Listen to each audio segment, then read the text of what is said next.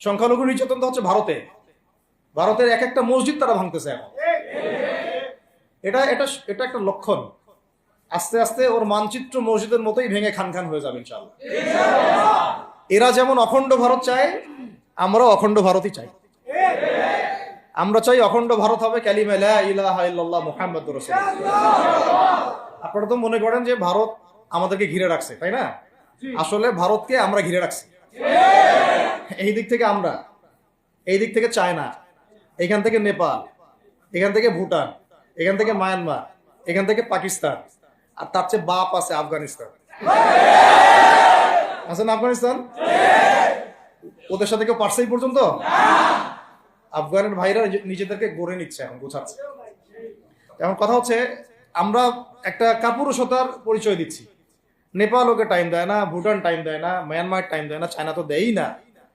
আর আমরা তাকে একেবারে প্রভুর আসনে বসায় রাখছি। আমরা কি দিছি? আমরা ইলিশ দেই, আমরা ট্রানজিট দেই, আমরা রেল দেই, আমরা বন্দর দেই, আমরা আর কি দেই? গ্যাস তো দেই মাশাআল্লাহ। তারপরে পণ্যগুলো তো দিচ্ছি, গার্মেন্টস দিয়ে দিচ্ছি, আমাদের প্রশাসনের মধ্যে লোকজন দিয়ে দিচ্ছি, কর্মী শ্রমিক দিয়ে দিচ্ছি। এই জন্যই তো বলি, কেন সে স্ট্যাটাস দেয় যে এই স্বাধীনতা তার স্বাধীনতা। এটাই তাহলে কারণ। তার মানে তারা আমাদের সার্বভৌমত্বটাকে স্বীকার করে না, তাই না? তারা যদি আমাদের স্বাধীনতা সার্বভৌমত্বকে স্বীকার করতোই, তাহলে তো এরকম স্ট্যাটাস দিত না, দিত কি? তো এখন কথা হচ্ছে, আমরা মাথা নত করার জাতি না।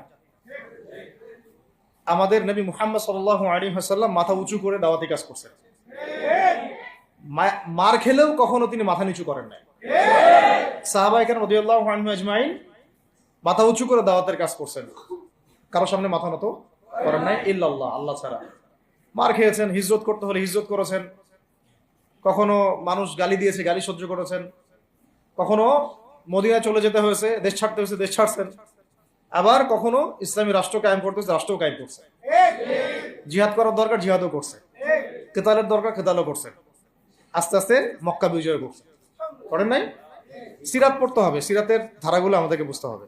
এখন আমরা তো তার উত্তরসূরি, আমরা তাদের উত্তরসূরি। প্রথম কথা হচ্ছে, আমরা আমাদের নতজানু মনোভাবটাকে আগে ত্যাগ করতে হবে, এক নাম্বার।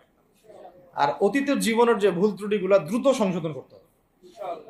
এখন আর আমাদের হাতে অনেক লম্বা সময় আছে এমন না বিষয়গুলো। কত কি যে দ্রুত হয়ে যাবে আপনি হয়তো ভাবতে পারেন। বিশ্বটা খুব দ্রুত চেঞ্জ হচ্ছে।